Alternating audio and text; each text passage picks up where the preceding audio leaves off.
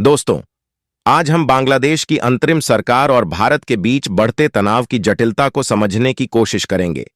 बांग्लादेश की अंतरिम सरकार और हेड मोहम्मद यूनिस को यह लगा था कि वह अमेरिका और जो बाइडेन प्रशासन के साथ मिलकर भारत को कूटनीतिक दबाव में लाकर सबक सिखा पाएंगे। लेकिन शायद उन्हें यह अंदाजा नहीं था कि जिस कूटनीति के खेल में वे शामिल हो रहे हैं, उसमें भारत के अनुभवी और सशक्त कूटनीतिज्ञ जैसे जयशंकर पहले ही अपनी कुशलता साबित कर चुके हैं। दरअसल बांग्लादेश की अंतरिम सरकार के सामने एक के बाद एक चुनौतियां खड़ी हो गई हैं। सबसे पहली चुनौती यह है कि भारत शेख हसीना को बांग्लादेश को सौंपने के लिए तैयार नहीं है। 2013 में हुई प्रत्यर्पण संधि के बावजूद भारत ने साफ कर दिया है कि शेख हसीना को सौंपने का कोई इरादा नहीं है। इसके साथ ही अमेरिका में हाल ही में डोनाल्ड ट्रंप की जीत ने स्थिति को और पेचीदा बना दिया है। ट्रंप ने पहले भी बांग्लादेश में हिंदुओं पर अत्याचार की बात उठाई थी और उनके राष्ट्रपति बनने के बाद बांग्लादेश की चिंता और बढ़ गई है। तीसरी और अहम परेशानी यह है कि शेख हसीना अभी भी खुद को बांग्लादेश की वैध प्रधानमंत्री मान रही हैं। दोस्तों, ऐसे में बहुत सारे सवाल उठते हैं। पूरी खबर क्या है, इस वीडियो में समझते हैं। लेकिन आगे बढ़ने से पहले आपसे एक रिक्वेस्ट है कि वीडियो को लाइक करके चैनल को सब्सक्राइब जरूर करें। दोस्तों, हाल ही में शेख हसीना की पार्टी बांग्लादेश आवामी लीग ने ट्रंप को एक बधाई संदेश भेजा था, जिसमें शेख हसीना को प्रधानमंत्री के रूप में मेंशन किया गया था। इसके अलावा 17 अक्टूबर को बांग्लादेश की अंतर्राष्ट्रीय अपराध न्यायाधिकरण ने शेख हसीना के खिलाफ गिरफ्तारी वारंट जारी किया। उन पर प्रदर्शनकारियों की हत्या सहित कई गंभीर आरोप लगाए गए हैं और अब तक उनके खिलाफ 60 से अधिक केस दर्ज हो चुके हैं। यह वारंट ऐसे समय में आया है जब बांग्लादेश में राजनीतिक अस्थिरता अपने चरम पर है। इसी बीच बांग्लादेश की आंतरिक स्थिति भी खराब हो रही है।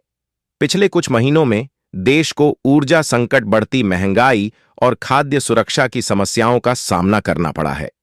बिजली की कमी ने आर्थिक गतिविधियों को प्रभावित किया है, जिससे जनता में असंतोष बढ़ रहा है। ऐसे में शेख हसीना की गिरफ्तारी की मांग ने सरकार पर और दबाव डाल दिया है। अंतरिम सरकार के सामने यह चुनौती है कि वह किस तरह से घरेलू मुद्दों को अंतर्राष्ट्रीय दबाव से अलग रख सके। बांग्लादेश की अंतरिम सरकार ने इंटरपोल की मदद लेने का प्रयास किया है ताकि भारत पर अंतर्राष्ट्रीय दबाव बनाया जा सके और शेख हसीना को वापस लाया जा सके। इंटरपोल के 196 सदस्य देशों से उम्मीद की जा रही है कि वे भारत को इस मुद्दे पर प्रतिक्रिया देने के लिए बाध्य करें। हालांकि इतिहास बताता है कि ऐसे कदम बहुत कम ही निर्णायक साबित होते हैं। भारत ने कई बार खालिस्तानी तत्वों के खिलाफ रेड कॉर्नर नोटिस जारी किए हैं, जिनका जवाब अभी तक कई देशों जैसे कनाडा, अमेरिका और ब्रिटेन ने नहीं दिया। इसी संदर्भ में यह सवाल उठता है कि क्या बांग्लादेश की कोशिशें व्यर्थ जाएंगी या यह मामला भारत के साथ उसके कूटनीतिक संबंधों को और तनावपूर्ण बना देगा। हाल के हफ्तों में अंतर्राष्ट्रीय समुदाय की निगाहें बांग्लादेश की इस जटिल स्थिति पर हैं। यूरोपीय संघ और संयुक्त राष्ट्र ने बांग्लादेश की आंतरिक स्थिति को लेकर चिंता व्यक्त की है और शांतिपूर्ण समाधान की अपील की है। दूसरी ओर भारत का यह फैसला कि वह अपने सामरिक हितों को ध्यान में रखते हुए किसी भी अंतर्राष्ट्रीय दबाव में नहीं आएगा, बांग्लादेश के लिए निराशाजनक साबित हो सकता है। ऐसे में विशेषज्ञ यह अनुमान लगा रहे हैं कि बांग्लादेश की अंतरिम सरकार को घरेलू मोर्चे पर स्थिति सुधारने के लिए आंतरिक उपायों पर ध्यान देना होगा, न कि बाहरी सहायता पर निर्भर रहना होगा। इसके अलावा भारत और बांग्लादेश के बीच बढ़ती खाई का फायदा चीन जैसे देशों को हो सकता है। चीन, जो पहले से ही बांग्लादेश में निवेश बढ़ा रहा है, इस अवसर का लाभ उठाकर अपनी स्थिति मजबूत कर सकता है। इस प्रकार दक्षिण एशिया में शक्ति संतुलन बदल सकता है और इसका प्रभाव भारत के व्यापक क्षेत्रीय हितों पर भी पड़ सकता है। चीन की बेल्ट एंड रोड पहल और हाल ही में बांग्लादेश में हुए कई बुनियादी ढांचा परियोजनाओं में निवेश से संकेत मिलता है कि चीन किसी भी उभरती अस्थिरता का फायदा उठाने की पूरी कोशिश कर सकता है। भारत की चुप्पी इस मामले में बहुत कुछ कहती है। मोदी सरकार का मौजूदा रुख यह दर्शाता है कि वह शेख हसीना के प्रत्यर्पण को एक साधारण कानूनी दायित्व से अधिक एक रणनीतिक कार्ड के रूप में देख रही है। यह तर्क भी दिया जा रहा है कि बांग्लादेश में प्रदर्शनकारियों पर हिंसक कार्रवाई कानून और व्यवस्था बनाए रखने के लिए की गई थी, जिसे भारत अपनी नीति के तहत वैध मानता है।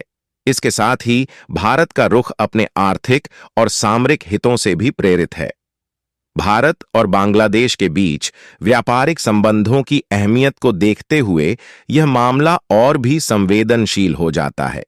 दोनों देशों के बीच सालाना व्यापार लगभग 9 अरब डॉलर का है, जिसमें प्रमुख वस्त्र, खाद्य सामग्री और ऊर्जा उत्पाद शामिल हैं।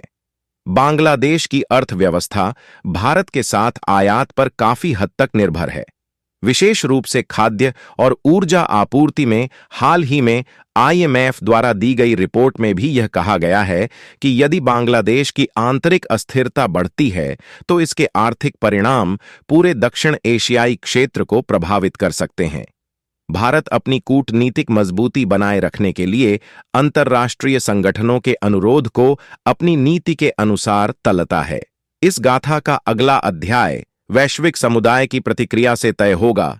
क्या अन्य देश बांग्लादेश का समर्थन करेंगे या भारत की कूटनीतिक सूझबूझ का सम्मान करेंगे? इसी बीच चीन जैसे देश भी स्थिति का लाभ उठाने की कोशिश कर सकते हैं ताकि दक्षिण एशिया में अपना प्रभाव बढ़ा सकें। साथ ही पाकिस्तान जैसे देशों की निगाहें भी इस पर टिकी हुई हैं, जो भारत और बांग्लादेश के बीच तनाव का फायदा उठाकर क्षेत्र में अपनी रणनीति को धार दे सकते हैं।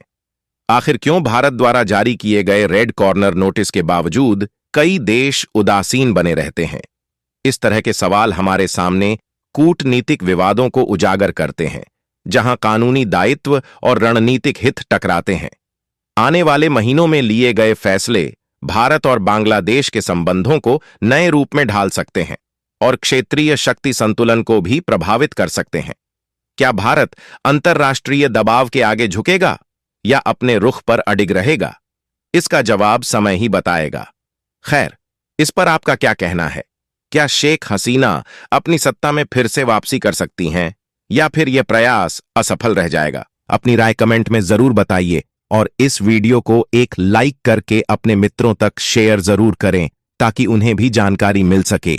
इसी तरह और भी नॉलेजेबल वीडियो देखने के लिए चैनल को सब्सक्राइब करके बेल आइकन को ऑल पर जरूर सेलेक्ट करें। जय हिंद।